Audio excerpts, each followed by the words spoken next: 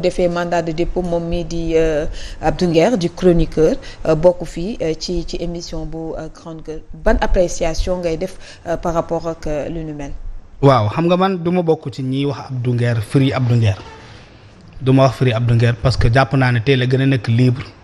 que bu muy nekk en dehors de la prison. parce que tout simplement buñ la tëjee ndax dëgg yi ngay wax ci ngay gën a nekk libre parce que da ngay gën a am jàmm. je pense que Abdou Nguer dañ ko yóbbu rek pour mu dem noppalu parce que Abdou Nguer dafa sonn nag quand même Abdou Nguer ñoom ñoo ko yóbbu hôtel damay ñaan rek fu ñu ko yóbbu noonu nañ ko wutal néeg bu yaatu parce que tout simplement Sénégal yëpp xam nañ ne lii benn genre yatu caay-caay bi dal ci moom la rek xam nga Abdou Nguer de la présidence de la République jusqu'à la plus petite mairie gérée par un militant de Pastef ñëpp a ko yéenee woon lii ko dal nii dañoo yàkkamti rek mën nañ def ndànk ba ñu am lu gën a leer. parce que tout simplement Abdou Nguer kese ku xam réseaux sociaux yàgg topp les pages Facebook TikTok ak yooyu. am na lu ñuy wooyee phase fans ni dina la fan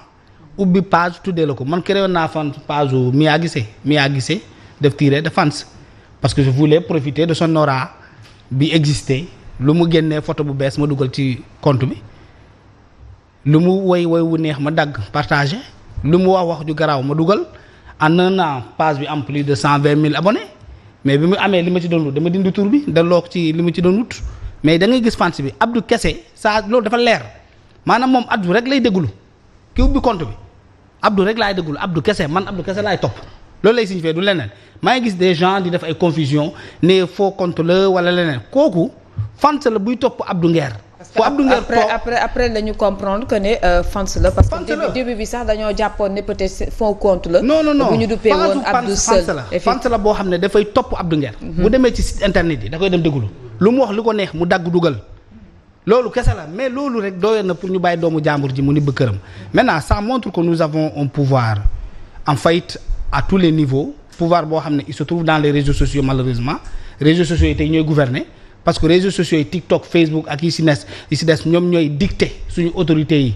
li ñuy def parce que ku ñu fi jàpp nañ la jàpp ku ñu fi jot topp ci TikTok bi topp la ci réseaux sociaux yi topp la ci Facebook yi nañ jàpp diw dinañ la jàpp kooku nañ leen dinañ la jàpp donc bu réew demee ba tollu foofu c'est une catastrophe c'est déjà révélateur que ne ce pays là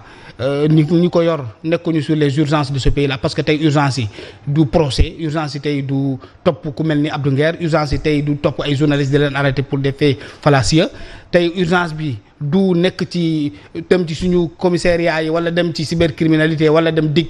installer ay ordinateurs yu bees ordinateur bu nekk ñu jagleel ko benn site internet wala benn télévision pour ñu déglu ku xas Ousmane Sonko wala ku wax loo xam ne àndul ak Ousmane Sonko ñu topp ko ñu jàpp du foofu c'est pas là-bas l'urgence les urgences aujourd'hui interpellent l'État à plusieurs niveaux ni ñu koy interpeller ci li ñu Sénégalais yi di dund ñu ngi interpeller État bi ci li nga xam ne moom moo nekk ci suñu frontières yi dañ koy fàtte entre le Mali dans l'est du pays de la Mauritanie ak Guinée-Bissau mooy cet enjeu sécuritaire foofu la urgence yi nekk urgence yi mooy la Casamance qui est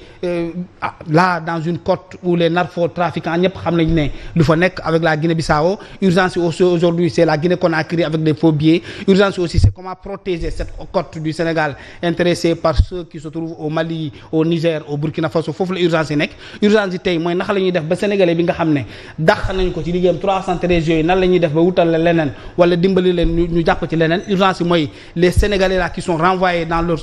travail ñi nga xam ne ils perdent le travail entreprise yi di tëj suñu diplomatie bi nga xam ne elle est vacillante elle n'a plus de crédibilité dans le monde urgence bi mooy suñu premier ministre bi nan lay def ba recruter ba retrouver sa dignité sa possibilité de voyager di dem di ñëw loolu mooy les urgences aujourd'hui loolu moo war sonnal nguur gi pas di topp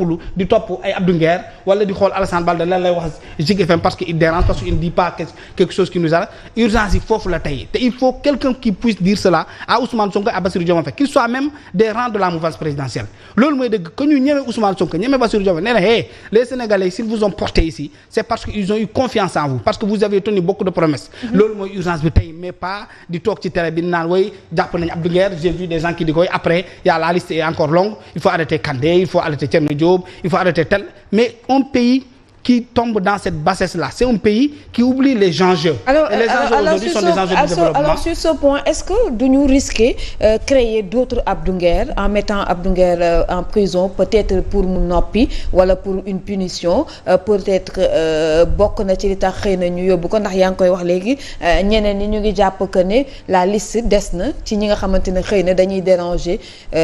li la di projet bi. Abdou Nguer yi sax am na fi dañ leen di activer rek ñu gën a tàng ci ñoom loolu kese la parce que y a de ces actes que l'État pose dafay créer frustration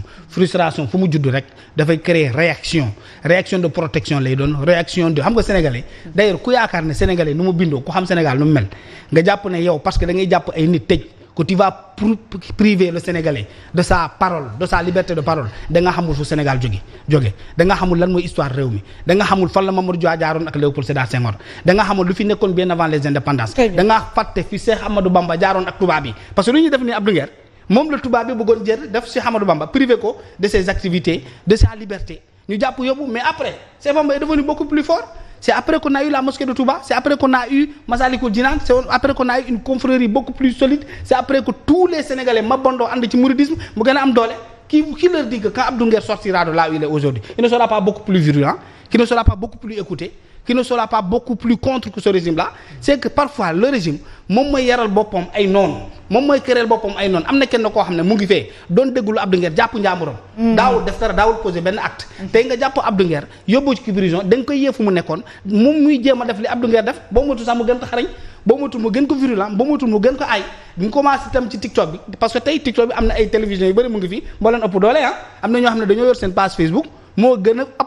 moo ëpp vu ay site internet yu bëri yi fi nekk donc ñooñu da nga leen di yee ñu nga créer des rebelles et ces rebelles là multipliés par 5 par 10 par 100 ça kan moo ci qui va payer les pots cassés c'est l'État c'est le pouvoir encore une fois nous avons besoin d'un pouvoir fort nous avons besoin d'un régime fort nous avons besoin d'un premier ministre fort pas parce qu'il menace fort pas parce qu'il emprisonne des gens fort pas parce qu'il fait peur mais parce qu'il comprend les enjeux qui accablent les Sénégalais. Il essaie de trouver des solutions. am na solo merci beaucoup Kandé dinañ ci ñëwaat léegi alors Alassane Baldé ci ki nga xamante ne moom moo di Abdou Nguer envoyé en prison pour diffusion de fausses nouvelles. Malheureusement ça pose toute la problématique de li nga xamante ni moom la ñu fi doon wax jamono yële yëpp passé finalement on se retrouve plus entre qui est système et qui est anti-système. Je pense qu'on l'avait théorisé pendant des années pour wax ni ñii fi jiitoon ñëpp ñoom ñoo nekk le système et que c'était mauvais ce n'est pas du bon yamul dara lu baax nañ jël sànni yëpp mbalit ñu indi li nga xamante ni mooy les anti-systèmes anti-système moom on l'avait peint véritablement comme des saints nit yoo xamante ni véritablement qui ont un parcours très sain amuñu tâche amuñu dara véritablement c'est des gens intègres c'est des hommes intègres bref les vrais patriotes. Mais aujourd'hui, à la lecture de li nga xamante ni moo fi xew aujourd'hui on se rend compte que c'est les hommes qui ont juste changé mais le système reste encore le système li nga xamante ni moo fi nekkoon ci fànn yëpp et je vois pourquoi ki nga xamante ni mooy le président Bassirou Diomaye Faye bi ñu lancé les assises de la justice boobu ba léegi ñu ngi traîner pour mettre ko en application parce que peut-être le dessein le projet en réalité lii la woon parce que aujourd'hui boo xoolee ni nga xamante noonu la ñuy jàppee nii comment les gens défilent ci ay loo xamante ay délits d'opinion la wala yenn kàddu yoo xam dañu koy yëkkati te ñu koy ñaawlu dama jàpp ni aujourd'hui loolu bokk na ci loo tax peut-être le président de la République mu daal di traîner teggi loxoom ci li nga xamante ni mooy ci fexe rek ba ñu appliquer li nga xamante ni mooy les mesures yu ñu jëloon ci li nga xamante ni mooy ci assises yi. Parce qu'aujourd'hui, on a vu que pour l'histoire de Abdou Nguer, on a vu qu'il n'y a pas eu de plainte personnelle. C'est le procureur qui s'est autosaisi et qui s'est autosaisi curieusement dans un contexte boo xamante ne le président est allé fi nga xam mooy assemblée def benn déclaration boo xamante ne bu assez virulente véritablement bu sapé li nga xamante le PM bu sapé li nga xamante ni mooy justement donc le fonctionnement de la justice ak crédibilité bi nga xamante ne sax Sénégalais ñu ngi ko commencé am parce qu'à un moment donné on sentait quand même il y avait on tendait vers une certaine liberté mais avec li nga xamante ni mooy le premier ministre li mu wax aujourd'hui on se rend compte parce que nee na léegi moo rangu lépp c'est-à-dire c'est lui qui est le justiciable aujourd'hui c'est lui qui fait la justice et malheureusement. Il veut dire que peut-être sans doute que ne les assises yi ñu jot a def du am ci njëriñ bu fekkee ne tey dañuy corser li leen di politique pénale bu Sénégal mu jukkee ci ki nga xamante ne peut-être moom moo di le premier ministre Ousmane Sonko au même moment le président de la République qui parle de réconciliation parce que gis na ne am na ay rëq-rëq yu ñu nemmeeku ci wàllu justice ak sénégalais yi. Malheureusement parce que lii xew ni ci Abdou Nguer peut-être si on avait un juge des libertés peut-être du demee nii et donc aujourd'hui on voit que lépp loo xam ne jàpp nañu sax aujourd'hui on a il commence à s'accommoder par rapport au fonctionnement de la justice parce que ils ont un projet boo xamante ni te loolu justice bu équitable du ko mën forcément foog mu am foo xam ne foofu la ñuy mën a jaare pour véritablement et on a l'impression aujourd'hui on est en train de contourner même ki nga xamante ni mooy le ministre de la justice ci lu bari loo xam parce que ni ma déggee Ousmane Sonko wax keroog on a l'impression que qu'il veut écarter ki nga xamante ni mooy le ministre de la justice pour véritablement s'attaquer à ces questions-là et malheureusement ça veut dire que aujourd'hui ñi doon ŋàññi système bi aujourd'hui ce sont ces gens-là qui sont en train d'incarner véritablement ce système et malheureusement c'est fort regrettable parce qu'on n'a pas appris dans ce cas de nos leçons du passé parce que également l'histoire loolu lay jëriñ pour que véritablement mu mën a éclairer li nga xamante ni mooy la postérité maintenant li nga xamante ne Abou Nguer moom ñun dégg nañ ko fi xam nañ ko fi c'est un homme